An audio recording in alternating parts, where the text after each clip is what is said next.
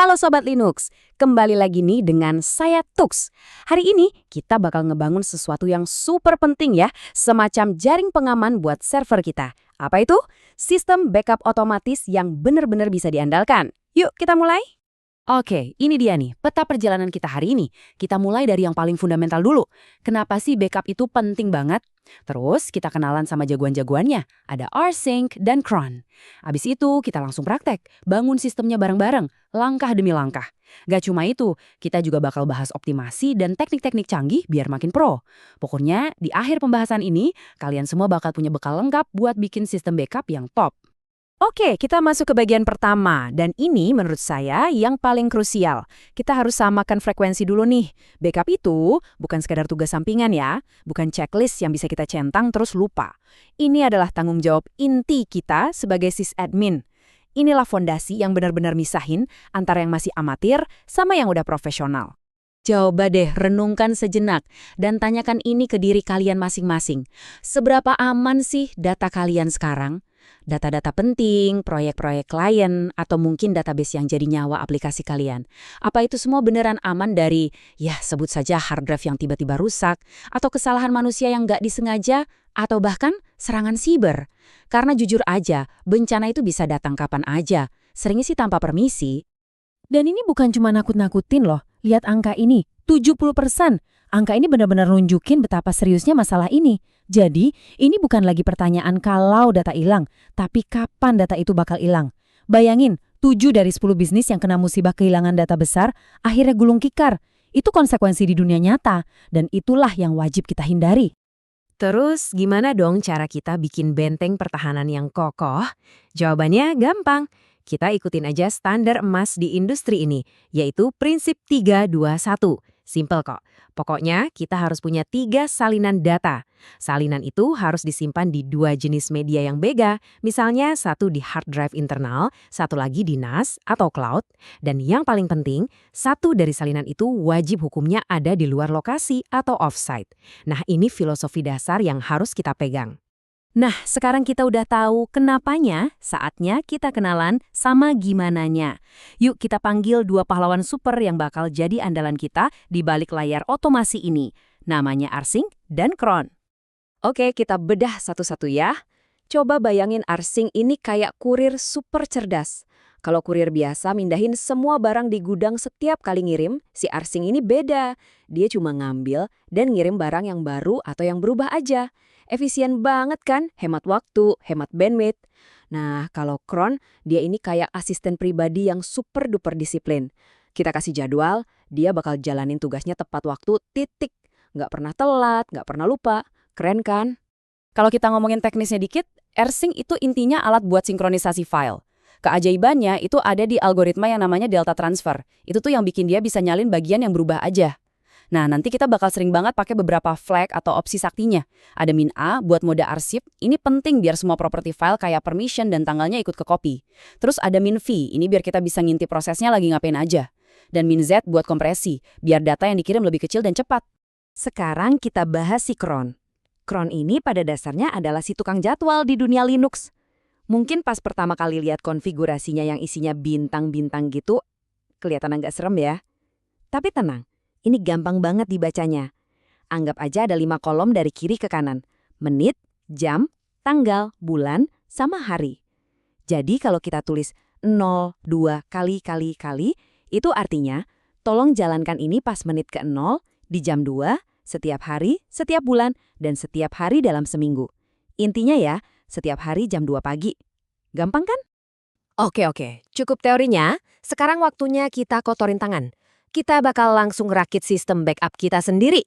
Kita akan ubah kerjaan manual yang capek-capekin jadi sebuah skrip otomatis yang kerja buat kita. Siap? Caranya gampang banget, cuma ada 3 langkah utama. 1, kita siapin dulu perintah rsync-nya. 2, kita bungkus perintah itu di dalam sebuah shell script biar rapi. Dan 3, kita suruh si cron buat ngejalanin skrip itu secara otomatis. Udah, gitu aja. Oke, ini dia perintah dasarnya. Tadi dan kita udah bahas ya, min A buat arsip, min V biar kelihatan prosesnya, min Z buat kompres. Nah, perhatiin deh yang terakhir, dash delete.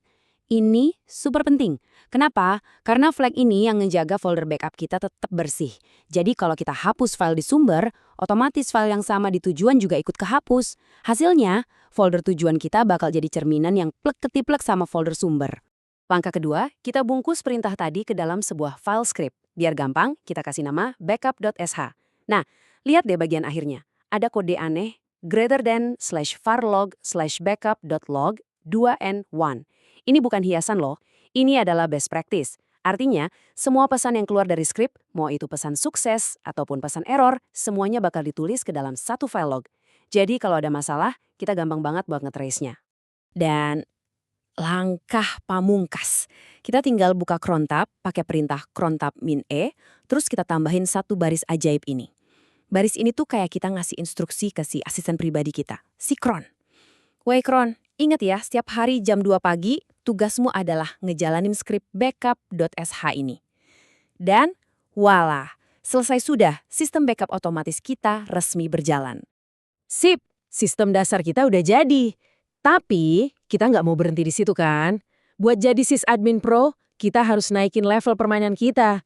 Sekarang, yuk kita oprek lagi sistem backup ini dengan beberapa teknik lanjutan biar jadi makin canggih dan profesional.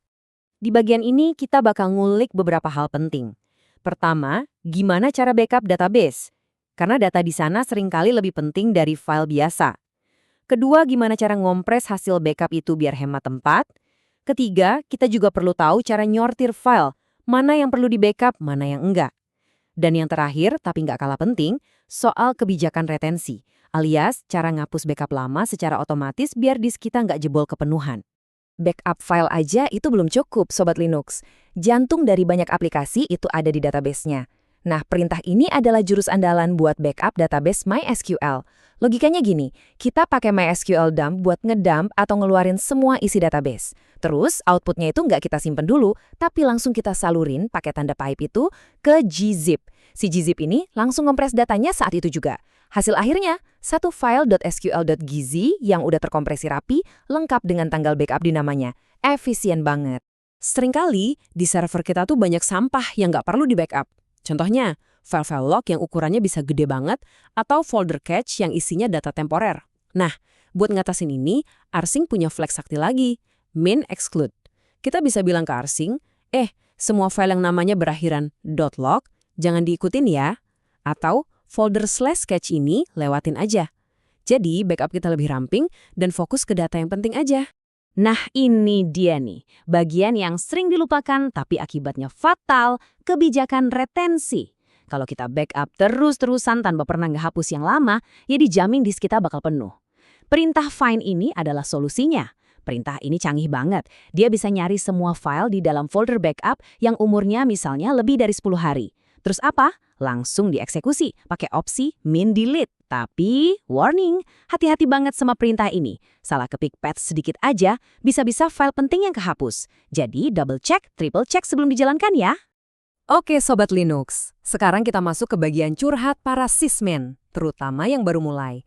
Pernah kan ngerasain momen di mana kita udah bikin skrip, dites manual jalan sempurna. Pas dijadwalin pakai cron, dia diam 1000 bahasa. Nggak jalan sama sekali, bikin pusing 7 keliling kan?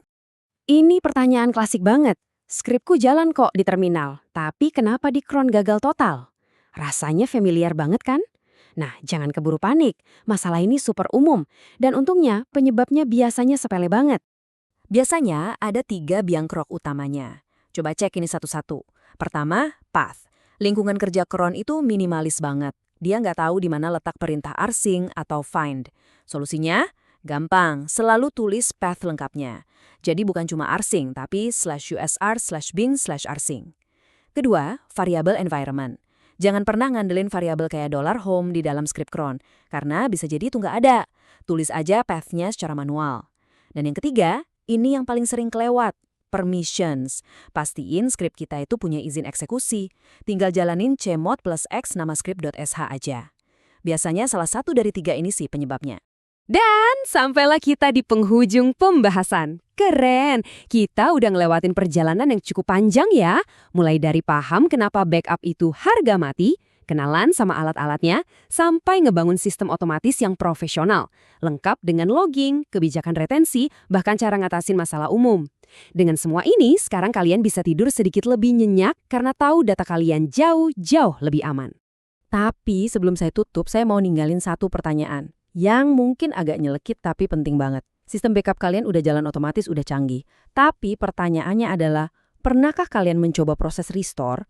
Ingat ini baik-baik, backup yang belum pernah diuji coba untuk restore itu sama saja dengan tidak punya backup.